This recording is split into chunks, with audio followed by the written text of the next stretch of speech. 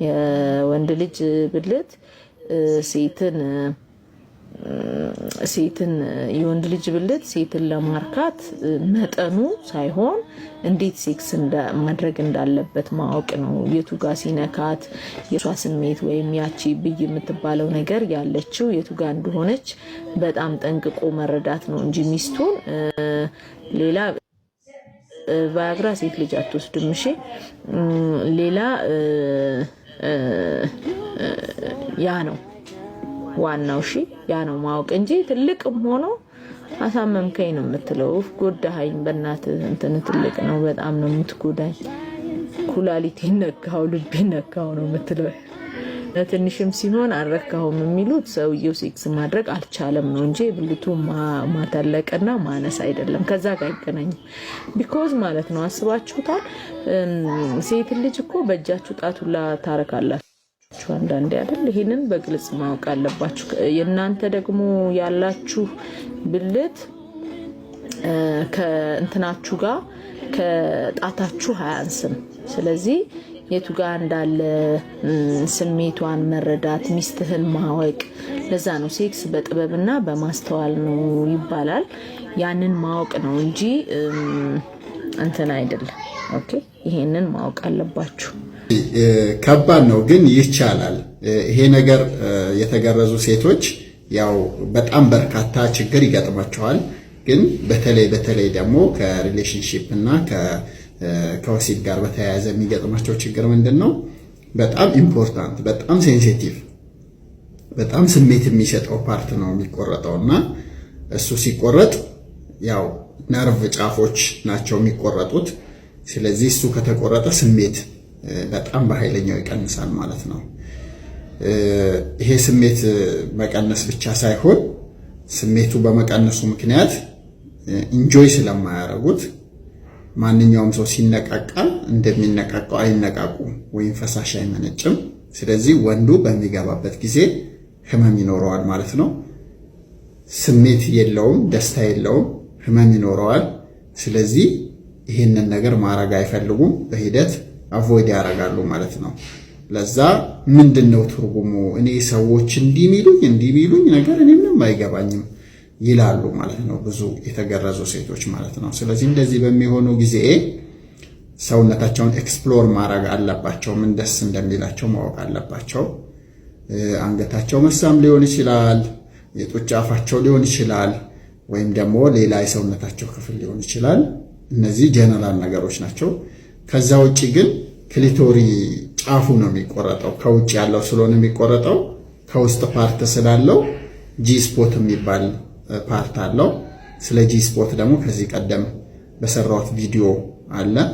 ከመግቢያው ከፊት ለፊት በኩል ባለው 4-5 ሴንቲሜትር ገባ ብሎ የሚገኝ ቦታ ነው። በእርግጥ በጣም በቀላሉ ይህን ሎካላይዝ ማድረግ አይቻልም። እሷ ሎካላይዝ ወይም እሷ ማግኘት ይኖርባታል። በዛ መደሰት ይኖራል ማለት ነው። ግን በጣም ግርዛት፣ የሴት ልጅ ግርዛት ወይም ፊሜል ጄኒታል ሙቲሌሽን በጣም መቅረት ያለበት ባርባሪክ የሆነ ትራዲሽናል ባህላዊ ሃርምፉል ወይም ደግሞ ጎጂ ባህላዊ ልማድ ነው ማለት ነው። የዓለም ጤና ድርጅትም ይሄን አውግዞት ማንኛውም ሴት እንዳትገረዝ ይመክራል ማለት ነው። የተገረዛችሁ ደግሞ ቀሪውን አካላችሁን ኤክስፕሎር በማድረግ ለባለቤታችሁ ለጓደኛችሁ የሚመቻችሁን ነገር ማስረዳት ይጠበቅባችኋል ማለት ነው። ይሄን ያህል ካልኩኝ ይበቃል። ጫፎችን በደንብ ስቲሙሌት ማድረግ ነው። ሴት ልጅ ምን ዝግጁ ያደርጋታል የሚለውን ለማወቅ የሴት ልጅ አፈጣጠር ስሜቷ ምኑ ጋር ያለው የሚለውን ማወቅ ነው። የመጀመሪያው እንግዲህ ኒፕል ስቲሙሌሽን ነው ወይም የጡት ጫፎችን በደንብ ስቲሙሌት ማድረግ ነው። ሁለተኛው ክሊቶራል ስቲሙሌሽን ነው። አማርኛው ይከብዳል ለመጠቀም። ስለዚህ ክሊቶራል ስቲሙሌሽን። ሌላ ስቲሙሌሽን አይነቶች አሉ ከኛ ሀገር ካልቸር ጋር አይሄዱ እነዛ ስቲሙሌሽኖች ማለት ነው። ስለዚህ በዋነኝነት ኒፕል እና ክሊቶራል ስቲሙሌሽን የሴት ልጅ ስሜት እንዲነቃቃ ኦርጋዝም እንድትደርስ ይረዳታል ወይም እርካታን ኤክስፒሪየንስ እንድታረግ ይረዳታል ማለት ነው። ስለ ጂስፖት ያወራ ነው። ያው ጂስፖት አናቶሚው በሳይንስ ትንሽ አከራካሪ ነው። አንዳንዱ ጂስፖት የሚባል ነገር የለም ይላል። አንዳንዶች ደግሞ ጂ-ስፖት የክሊቶሪስ አካል ነው አንደኛውና አናቶሚው ለማስረዳት ራሱ ይከብዳል። አዎ ከሰው ሰው ይለያያል። ግን አናቶሚው ከተገኘ እሱ ስቲሙሌት እየተደረገ የግንኙነት ፍላጎት መጨመርና እርካታ እንዲደርሱ የተደረጉ ሴቶች የተወሰነ ቢሆንም ጥናቶች ደግሞ ያሳያሉ። ስለዚህ ጂ-ስፖትን በዋነኝነት እንዲጠቀሙ የምንመክረው የተገረዙ ሴቶችን ነው። ያ ማለት ምንድነው? ክሊቶሪስ እንግዲህ የሴቶች የውጨኛው የብልት አካል ላይ ወጣ ወይም ጎላ ብሎ ያለው አካል ነው። ኦልሞስት 80% ስሜት እሱ ላይ ነው ያለው። በጣም ብዙ ነርቭ ኢንዲንጎች ስላሉት ስሜት እሱ ላይ ነው ያለው ማለት ነው። እሱን ስቲሙሌት በተደረገ ቁጥር የሴት ልጅ ስሜት ጣሪያ መድረስ ከፍ ይላል። ሲገረዙ ሴቶች ደግሞ እሱን ቆርጠው ነው የሚያወጡት ግርዛት ላይ ማለት ነው። ስለዚህ እሱ ከተቆረጠ በኋላ ከታች ጂ-ስፖት አለ። አንቴሪየር ቫጃይና ላይ ብዙ ጊዜ ይገኛል። ወይም አንቴሪየር እንግዲህ ፊት ለፊት ነው፣ ቫጃይና ብልት ነው። የብልት ፊት ለፊተኛው አካል ላይ ጂ-ስፖት የሚባለው አካል ይገኛል ማለት ነው። ስለዚህ እሱን ሎኬሽኑን በደንብ አውቆ ወይም አናቶሚውን አውቆ ስቲሙሌት ማድረግ የሴት ልጅ ፍላጎት ከፍ እንዲል ያደርጋል። ስለዚህ አጥኑ አናቶሚውን ማጥናት ያስፈልጋል። ገና ስጀምር ያልቃል፣ በሁለተኛም በስንት መከራ ይነሳልኛል። ግን ገና እየነከከው ሳለው ብዙም አይቆይም ይሞትብኛል። ከዛ በላይ ምንም ሊነሳልኝ አይችልም። በአንድ ሌሊት እስከ 5 እስከ 6 ሲደርስ የነበረ አሁን ግን አንድ በስንት መከራ ነው እባክህ እርዳኝ ይላል። እንግዲህ ኢሬክታይል ዲስፋንክሽን የምንለው ወይም ስንፈተ ወሲብ የምንለው በአሁኑ ሰዓት በወጣቶችም ዘንድ በብዛት የሚከሰት ችግር ሆኗል ማለት ነው። በተለያዩ ምክንያቶች ነው።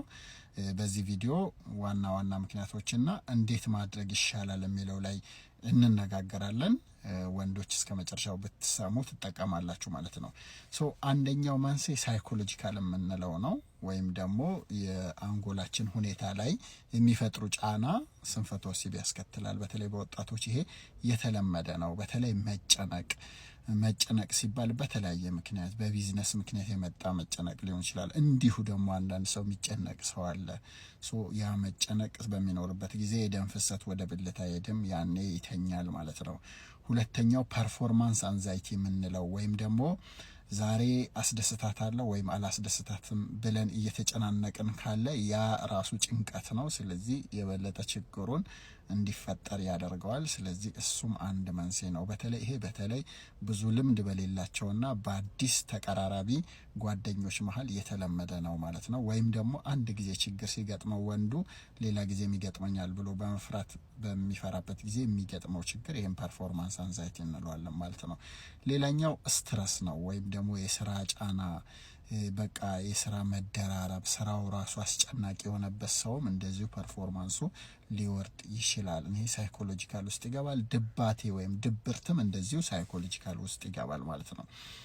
አንደኛው ሳይኮሎጂካል ነገሮች ናቸው።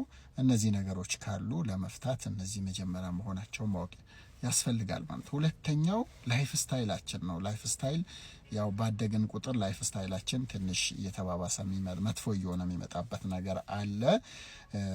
ስለዚህ ብዙ በተለይ ወጣቶች ሰብስታንስ አቢዩዝ የምንለው ይሄ ሱስ ውስጥ ይገባሉ። በተለይ አልኮል በየቀኑ መጠጣት፣ ቢራም ይሁን ድራፍትም ይሁን ምንም ይሁን በየቀኑ ቢራ የሚጠጣ ከሆነ ስንፈተ ወሲብ ያመጣል። አንደኛው እሱ ነው። ሁለተኛው ጫት መቃም ከሚታወቁ ስንፈተ ወሲብ ከሚያመጡ ነገሮች አንዱ ነው። ጫት መቃምም ካለ ማቆም ያስፈልጋል ማለት ነው። ሶስተኛ ላይ ከሰብስታንስ አቢዩዝ የሚመደበው ማጨስ ነው። ማጨስ በጣም ኪለር ነው። ብልቱን በማስተኛት ነው የሚታወቀው። ወደ ብልት የሚሄደውን የደም ፍሰት ይቀንሳል። ስለዚህ የምታጨሱ ሰዎች ከሳምባችሁ ውጭ ብልታችሁንም ስለሚጎዳ ማቆሙ ይመከራል ማለት ነው። ከዛ ይሄ ተጨማሪ ሱሶች እንደ ማሪዋና፣ ኮኬን፣ አንዳንድ ልጆች ደግሞ ትራማዶል ዝም ብለው የሚወስዱ አሉ። እነዚህን ማቆም ያስፈልጋል ማለት ነው። ሌላኛው ሴደንተሪ ላይፍ ስታይል መሆኑ ነው። ለምሳሌ እንቅስቃሴ ማናረግ ከሆነ፣ ስፖርት ምንም ማንሰራ ከሆነ፣ ከመጠን ያለፈ ውፍረት እየመጣብን ከሆነ እንደዚሁ ችግር ይፈጥራል፣ ስንፈተ ወሲብ ያመጣል ማለት ነው። ሌላኛው ደግሞ ዳይታችን ነው። አመጋገባችን ጣፋጭ እነዚህ ጃንክ ፉድ የምንለው የምናበዛ ከሆነም እንደዚሁ ችግር ያመጣል። ስለዚህ ሌላኛው አመጋገባችን ነው ማለት ነው። ከዛ ውጪ ረጅም ሰዓት ፖርኖግራፊ ማየት፣ ማስተርቤሽን ማብዛት፣ እንደዚሁ ደግሞ ስፖርት ቤት አለመሄድ፣ ጤናችንን አለመጠበቅ ችግር ይፈጥራል ማለት ነው። ሌላኛው ሜዲካል ነው። ሜዲካል ኮዝ የምንለው ሰውነታችን ችግር ኖሮት ሊሆን ይችላል። እድሜ ብቻ ላይሆን ይችላል። በተለይ በወጣቶች ሲከሰት ምርመራ ማድረግ ይኖርባቸዋል። ቴስቴስትሮን ዝቅ ብሎ ሊሆን ይችላል። ፕሮላክቲን የሚባል ሆርሞን ከፍ ብሎ ሊሆን ይችላል። ልብ ላይ ችግር ሊኖር ይችላል። ኮሌስትሮል ከፍ ብሎ ሊሆን ይችላል። ግፊት፣ ስኳር የመሳሰሉትን ቼክ ማድረግ ያስፈልጋል ማለት ነው። እነዚህም ካሉ እነዚህን ማስተካከል ይኖርብናል ማለት ነው። ከዛ በኋላ ግን ምን መፍትሄ ይኖረዋል የምትሉ ከሆነ እነዚህን ከተመረመራችሁ ሐኪም ጋር ቀርባችሁ በቂው ምርመራ ካረጋችሁ በኋላ ማድረግ ያለባችሁ ነገር አንደኛው ላይፍ ስታይል ማስተካከል ነው። ላይፍ ስታይል ስንል ስፖርት መስራት፣ በቀን 3 ቀን 20 ደቂቃ እንኳን ብንሮጥ ጥሩ ጥቅም እናገኛለን ማለት ነው። ስለዚህ የግድ ከባድ ስፖርት መሆን አይጠበቅበትም። የቻለ ሰው ጂም ገብቶ ይስራ፣ ያልቻለ ሰው ይሩጥ፣ ያልቻለ ሰው ይዋኝ፣ ያልቻለ ሰው ሳይክል ካልቻለ በቤትም 20 ደቂቃ በሳምንት 3 ጊዜ 1 ሰዓት እንደማለት ነው። ያን ያህል መስራት ተገቢ ነው ማለት ነው። ከዛ ውጭ የተመጣጠነ ምግብ፣ አትክልት፣ ፍራፍሬ የበዛው ፕሮቲን ያለው ምግብ ብንመገብ የተሻለ ነው ማለት ነው። አልኮል የምናበዛ ሰዎች አልኮል በጣም መቀነስ፣ ኦኬዥናል ማድረግ ወይም በተቻለ መጠን ማቆም ማለት ነው። አልኮልም ጥሩ ስላልሆነ ማለት ነው። ማጨስ፣ መቃም የሚባሉ ነገሮችን መቀነስ የሚባል ነገር የለም፣ ሙሉ በሙሉ ማቆም ያስፈልጋል ማለት ነው። ከዛ ውጪ ስትረስ ማኔጅመንት፣ አሁን ስትረስ ኤቭሪዌር አለ። ሁሉም ሰው ስትረስ አለው፣ መጨነቅ ይኖረዋል። ግን ያንን ስትረስ ማኔጅ ማድረግ ያስፈልጋል። አንዱ ስትረስ ማኔጅ የምናደርግበት እንደየሃይማኖታችን ጸሎት ማድረግ ነው። የጥሞና ሰዓት መስጠት ነው ለራስ። ከዛ ውጪ ዮጋ አለ። በተለይ ዮጋ ኒድራ በጣም ታዋቂ ነው። ጭንቀት ለሚበዛባችሁ ሰዎች ዮጋ ኒድራ ብታረጉ ቆንጆ ነው። ከዛ ውጪ ሜዲቴሽን፣ ማይንድፉልነስ የሚባሉ ነገሮችም ይረዳሉ ማለት ነው። ከዚህ ካለፈ በኋላ ሜዲካል ህክምና ነው። ህክምናው ፎስፎዳይስተሬሲን 5 ኢንሂቢተር የተባሉ መድኃኒት ዝርያዎች በሐኪም ሊታዘዙ ይችላሉ። በአብዛኛው ኢፌክቲቭ ናቸው። እነሱ ለተወሰነ ጊዜ አጋዥ ሆነው ሊታዘዙ ይችላሉ ማለት ነው። የሆርሞን እጥረት ከሆነ ደግሞ ሆርሞን ማስተካከያ መድኃኒቶች፣ መርፌዎች ሊሰጡ ይችላሉ ማለት ነው። ከዛ ውጭ ግን ኢንጀክሽን አንዳንድ ሰዎች ላይ ከበድ ካለ መርፌ በብልትም በታፋም ሊሰጥ ይችላል ማለት ነው። ይሄ ሁሉ ነገር ተሞክሮ እያስቸገረ ከሆነ ነው። አንዳንድ ጊዜ ዲቫይሶች ቫኪዩም ኢሬክሽን ዲቫይስም ሊታዘዝ ይችላል ማለት ነው። ሳይኮሎጂካል ወይም ከመጨናነቅ ጋር የተያያዘ ከሆነ ደግሞ ሳይካትሪ ጋር ቀርቦ ችግሩን በኮግኒቲቭ ቢሄቪየራል ቴራፒ ወይም በንግግር ህክምና፣ በካውንስሊንግ በምናምን ሊፈታ ይችላል ማለት ነው። ከዛ ውጭ ኦልተርኔቲቭ አንዳንድ ሰዎች ደግሞ መድኃኒት የማይፈልጉ ሰዎች አሉ። ሰፕሊመንት እና ኤክሰርሳይዝ ማድረግ ይችላሉ። ሰፕሊመንት ስንል እንደ ጂንሴንግ ያላቸው ሰፕሊመንቶች፣ እንደ አርጂኒን ያላቸው አርጂኒን ያላቸው ሰፕሊመንቶች፣ አሽዋጋንዳ፣ እነዚህም ቦታ ያላቸው ሁኔታ አለ። ስለዚህ እነዚህም የሚያስፈልጋቸው ሰዎች ላይ እነዚህንም መስጠት ያስፈልጋል ማለት ነው። በአጠቃላይ ግን አንድ ሰው ስንፈተ ወሲብ ሲያስቸግረው መጀመሪያ ጤናውን ቼክ ማድረግ ይኖርበታል። ምክንያቱም ስንፈተ ወሲብ በአብዛኛው ምልክት ነው፣ የሌላ ህመም ምልክት ስለሆነ ማለት ነው። ስለዚህ እነዚህን ነገሮች በማድረግ መታከም ይቻላል ማለት ነው። ወንድሜ ሰላማችሁ ይብዛ፣ ሰላም ዋሉ። እድሜያችሁ ከ18 ዓመት በታች የሆኑ ሰዎች ይህንን ቪዲዮ ስክሮል አድርጉት። ለእናንተ ተብሎ የተሰራ አይደለም። ወንዶች ግን አዳምጡ። በተለይ እድሜያችሁ ከ18 በላይ የሆነ ሴቶችም እንደዚሁ፣ በተለይ ባለትዳር የሆናችሁ ወይም ትዳር ለመመስረት ያሰባችሁ አዳምጡ፣ ይጠቅማችኋል። ምንድን ነው መሰላችሁ፣ እኛ ሀገር ብቻ አይደለም ብዙም ሀገር ላይ ስለ ስንፈተ ወሲብ ማውራት ሰው አንኮንፈርተብል ይሆናል ወይም አይመቸውም፣ በጣም ያጨናንቀዋል። ግን ደግሞ በትዳር ህይወት ውስጥ በጣም ወሳኝ ነገር ነው ማለት ነው። ሰዎች በጣም ይጨናነቃሉ። ወንዶችም ሐኪም ቤት እንኳን ሄደው ታሪካቸውን የሄዱበት ዋነኛ ጉዳይ ሆኖ ሳለ ሌላ ነገር ተናግረው ሌላ መድኃኒት ታዞላቸው ወደ ቤታቸው ይመለሳሉ።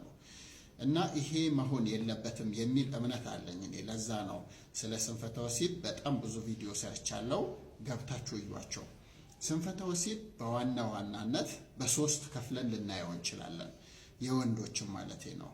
አንደኛው የኢሬክታይል ዲስፋንክሽን የምንለው ወይም ደግሞ ኢሬክሽን ችግር ሲኖር፣ መቆም ችግር ሲኖር ማለት ነው። ይሄ በምን ይታወቃል? ብልት ሰውየው እየፈለገ ብልቱ አልቆምም ሊለው ይችላል። እየተነካካም ስቲሙሌት እየተደረገም አልቆምም ሊለው ይችላል። አንዱ ባህሪው ይሄ ነው። ሁለተኛ ይቆማል፣ ግን በጣም ይልፈሰፈሳል፣ ጥንካሬ አይኖረውም። ይሄም ሁለተኛው የኢሬክታይል ዲስፋንክሽን ባህሪ ነው ማለት ነው። ሶስተኛው ደግሞ መጀመሪያ አካባቢ ይቆማል፣ ከዛም ግንኙነት እያደረገ ሳይጨርስም እሷም ሳይጨርስ መልሶ ይተኛበታል ማለት ነው። ይሄኛውን ኢሬክታይል ዲስፋንክሽን ወይም ደግሞ የመቆም ችግር እንለዋለን ማለት ነው።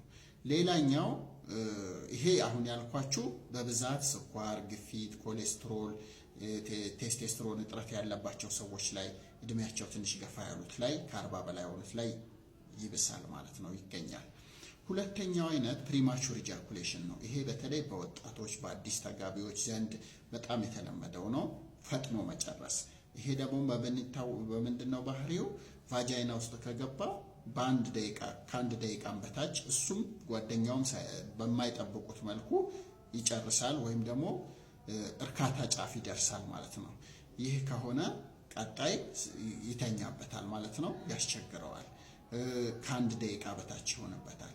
እንደገና ደግሞ ዲስትረስፉል ይሆናል፣ ይረብሸዋል ማለት ነው። ይህም ፕሪማቹር ኢጃኩሌሽን እንለዋለን። ሶስተኛው የነዚህ የሁለቱ ቅልቅል መቆም ያስቸግራል፣ ከተነሳም በኋላ ደግሞ ቶሎ ይጨርሳል። ይሄን ሚክስድ እንለዋለን ማለት ነው፣ ወይም ቅልቅል እንለዋለን ማለት ነው። ዋናዎቹ እነዚህ ናቸው።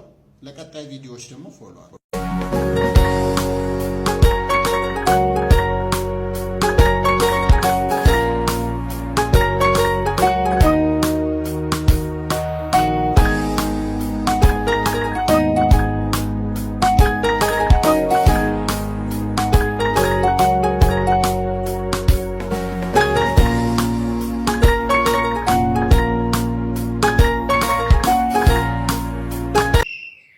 ትምህርቶች መስማት መገረዛው እድሜ ክልል የለውም።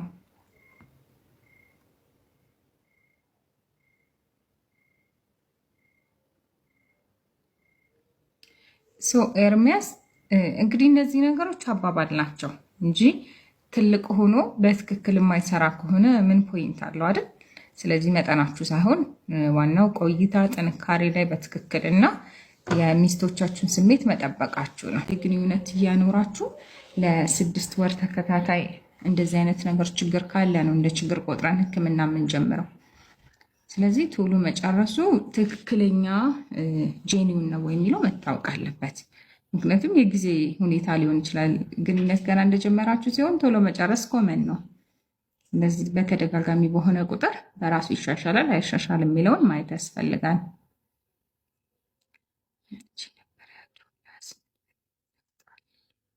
እሺ ለውጥ መኖሩ ቆንጆ ነው ሄኖክ። ግን መድኃኒቱን ሁሉንም ታካሚዎችን እንደምለው መጨረስ አለብን። ብዙ ጊዜ የአንድ ወር ቀጠሮ ነው የምሰጣቸው። እዚሁ ቅርብ አዲስ አበባ ላላችሁ ክፍለ ሀገርም ላሉ በተመሳሳይ ከአንድ ወር በኋላ ያለውን ለውጥ ማውራት አለብን። ከዛ ለውጡ ላይ ተመርኩዘን ነው የህክምናውን ሂደት የምንወስነው ማለት ነው። ለውጥ ስላገኘህ ደስ ብሎኛል። ያለው ትዳር ነው ለመባል በሳምንት አንዴ ሚኒመም የግንኙነት ህይወት ያስፈልጋል፣ ወይም ፍላጎት መኖር አለበት ማለት ነው። በራሳቸው ስኬጁል ምንም አይነት ግንኙነት ላያደርጉ ይችላሉ፣ ግን ከፍላጎት መጥፋት መሆን የለበትም ነው። ፍላጎት ቀዝቅዞ ግን በአመት ከ11 በታች ግንኙነት ካለ እንግዲህ ያለ ግንኙነት ያለ የትዳር ህይወት ይባላል። እዚህ በሳምንት አንዴ ቢያንስ ፍላጎቱ እንኳን ካላችሁ ግንኙነቱን ባይኖር ጤናማ የሆነ ፍላጎት አላችሁ ይባላል ማለት ነው። ከ3 እስከ 5 ለእርግዝና ነው። እርግዝና እንዲፈጠር በሳምንት ውስጥ ከ3 እስከ 5 ጊዜ ግንኙነት ብታደርጉ ይመከራል። ኮንዶም ስትጠቀም መቆየት ነበረብህ፣ ቶሎ እንድትጨርስ መሆን አልነበረበትም። ዜሪያሽ ነው ያንተ እንደውም ተቃራኒ ሆነ ካለው ሪያሊቲ። ፍራክቸር ማለት እንግዲህ የወንድ ልጅ ብልት በሚሰበርበት ጊዜ በሕክምና አጠራሩ ፔናይል ፍራክቸር ይባላል። አንዳንድ ሰዎች አጥንት አይደለም የሚሰበረው የሚሉ ሰዎች አሉ፣ ግን ጡንቻው በራሱ ይሰበራል ማለት ነው። እንደዚህ አይነት ሁኔታ ሲያጋጥም በድንገተኛ ነው መታከም ያለበት፣ ወይም በኢመርጀንሲ ኬዝ ነው መታከም ያለበት ማለት ነው። ሶ ፔናይል ፍራክቸር ማለት አሁን አንድ ወንድ ልጅ ዝግጁ የሆነ ብልት ወይም ቆሞ የነበረ ብልት ግንኙነት በሚደረግበት ጊዜ የመጀመሪያው ከሴቷ የፔሪኒየም ወይም መቀመጫ አካባቢ ካሉ ጡንቻዎች ጋር በሚጋጭበት ጊዜ ስብራት ሊያጋጥም ይችላል። ወይም ደግሞ አንዳንዴ በእንቅልፍ ልብ ሌሊት ተኝቶ ዝግጁ በሚሆንበት ጊዜና ፖዚሽን በሚቀይርበት ጊዜ፣ ለምሳሌ በጀርባ ተኝቶ የነበረ ሰው እንዳጋጣሚ በሆዱ ለመተኛት ቢሞክር ከፍራሹ ጋር በመጋጨት ስብራት ሊያጋጥም ይችላል። ግን ያው ዋነኛ ኮዝ የሚባለው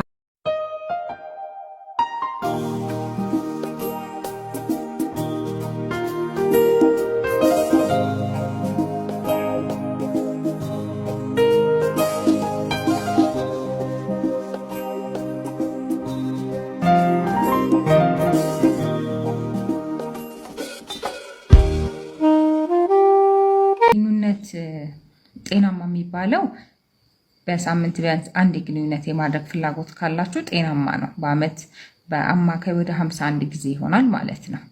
ጽንስ እንዲፈጠር ከተፈለገ ወይም ልጅ የመውለድ እቅድ ላይ ከሆናችሁ በሳምንት 2 እና 3 ይመከራል። አዘርዋይስ ግን እንደ ፍላጎታችሁ እንዳላችሁ የሰውነት ጤና ሁኔታ ቀን በቀንም ግንኙነት ማድረግ ትችላላችሁ።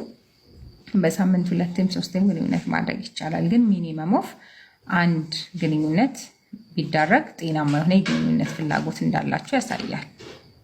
ይውላቸው እድገቱ ከእድሜያቸው አንጻር ልክ ነው ልክ አይደለም የሚለው ደግሞ አጠራጣሪ ሁኔታ ከገጠማችሁ ማሳየት ይሻላችኋል። ደጋችሁ በኋላ ሁሌ እንደምላችሁ የብልት መጠናችሁ ምንም ትርጉም የለውም። ነገር ግን ልጆች ላይ እድሜያቸው እስከ 16 ዓመት የሆኑ ልጆች ላይ የብልት መጠናቸው በሐኪም ታይቶ እንዲሁም የዘር ፍሬያቸው በቦታ አለ የለም የሚለው ታይቶ የሚያስፈልግ ሕክምና ካለ በጊዜ ቢሰጥ የተሻለ እድገት ይኖረዋል።